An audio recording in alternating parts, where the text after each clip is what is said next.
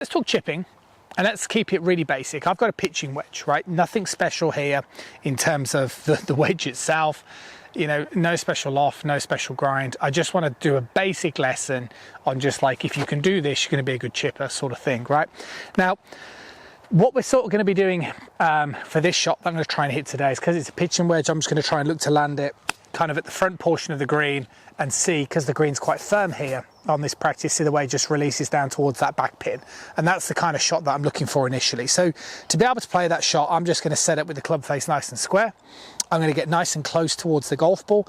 And one of the benefits to this is I'm not looking for tremendous ball speed, okay, when it comes to doing this type of chip shot, and generally with pitching as well. So I can afford to strike it slightly more towards the toe. Striking it towards the toe basically means it doesn't come off the face as fast, and doing that means that I can play around with the length of my swing a little bit more, right? So if I was to strike this out the middle and sort of release it, I'd have to do a very short swing. Hitting it more deliberately out the toe means I can start to have a slightly longer swing. So I get closer to it. This makes the club shaft more vertical. Now, what this also does, this makes my swing plane more vertical. So if you imagine for a moment that was a full swing, that was a driver swing, as I get towards this close chip shot, you can see how vertical the plane becomes. And that's the key thing that you're really looking for with chipping. And it will feel weird. It will feel more like a putting stroke, like that club head stays very straight back. Okay, and that's what we tend to see with a great chip, is the club head stays in front of the hands. What you don't want is this. This means the club starts to come underneath. You're going to start to strike the ground too soon.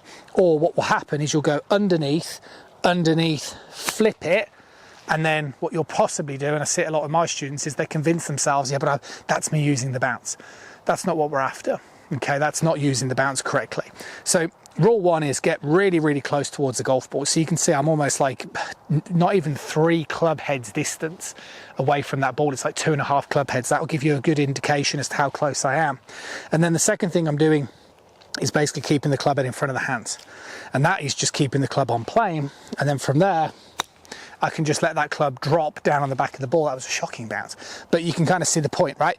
And that's a really sort of straightforward shot. Now, so let's do that again. So straight, nice strike again in my landing area. It releases down towards that back pin. Really, really simple stuff. Now, let's talk about this notion of using the bounce, striking down on the back of the golf ball, and what is it that we're really looking for. And I kind of get it from both perspectives. The first thing that you want to do is you have to strike down, okay, because we still need to trigger a little bit of body rotation. So the way I'm allowing that club always to strike down. But simultaneous to that, what you're also going to do is you're going to need to allow the sensation as you're striking down that we're not trying to handle drag it. I would agree with that. Right, I'm not saying that's necessarily something that I tend to see a lot with students, but we're not trying to swing it back and hit down by handle dragging. A good way for me to interpret this for you guys is by using a rope swing. So if I just swing this back, okay, and let me just do it right-handed. So the way I'm just letting that release, okay? Okay, this would be handle draggy, and you can kind of see if I go too handle draggy, it can't release down. If I just like that, okay? So I'm getting that like a subtle feeling that I'm allowing that club head to really hit down in towards the floor. It's like a little throwing sensation as I do this while swinging that club on plane. But the point that I'm trying to make is I'm simultaneously, as I do that, and this is why maybe right hand chipping would be a good option. See the way I'm still striking down into the floor there? See what I'm doing, right? Bringing up a bit of moss with me as well. Straight back, and then see the way I let it release downward, right? And that's pretty much what you're looking for when it comes to this basic chip shot. Now, what I'm going to do, let's just pretend, for example, that instead of changing club, I wanted a little bit more loft. Well, then all I'm going to do is I'm just going to open the face a little bit, right? So if I open up that club face now, and let's say, let's not go silly. Let's open up that club face and try and say I'm looking to land it more on the front portion of the green, right? So I add a little bit of loft, I open up the face, but I still do the same swing and the same release. That's a little bit too far, that would run on. But that's what I'm trying to do. So I'm not trying to do anything more special than that. Open up the face, hit down, release it. There we go, it's a better sort of shot. And then obviously you can exaggerate that more and more. The more loft that you need, the more that you can basically open up the club face. Obviously you probably use more loft necessarily than the pitching wedge. You can see if I open up the face more, I start to aim a little bit more towards the left to compensate for that. But what happens is, if I was to exaggerate it, the more left I aim, well, no, that's not true. The more I open the club face, obviously I have to aim left, right? But obviously to keep it on my target. But the point is, the more that club head stays in front of my hands as I release that through, that's basically going to give you that loft. And that's why what we see with the pros in the bunker, they sit down, they always have this cupping.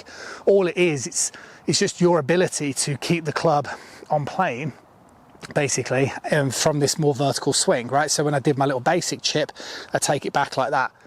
Okay, but now I'm going to do a lob shot, I'm going to hit it harder, so I'm going to go more like this. But obviously if I go into my bunker stance and I open up, it starts to look weird, but it's not, and that's the point that I'm making. So if I was to open up this club face now with this wedge, and then I basically keep the club in front of my hands, okay, like so, and I swing it up, this introduces a bit more wrist cock, and then you can see the height difference. So then if I was to be more adventurous with that type of height, obviously I need to hit it really much harder, or I'm going to have to hit it really hard because it's getting stuck under the grass here. Let's try one more. I mean, like I say, you probably use a little bit more loft than this normally. Boom, boom, that's better. That's kind of what I'm looking for. And you can see the way that obviously with the higher trajectory, it just lands dead when it hits the green. So hopefully this helps. I think the important message here is get way closer to the golf ball than you realise. Keep the club head in front of the hands, which will make the swing feel more vertical. Hit down on the ball.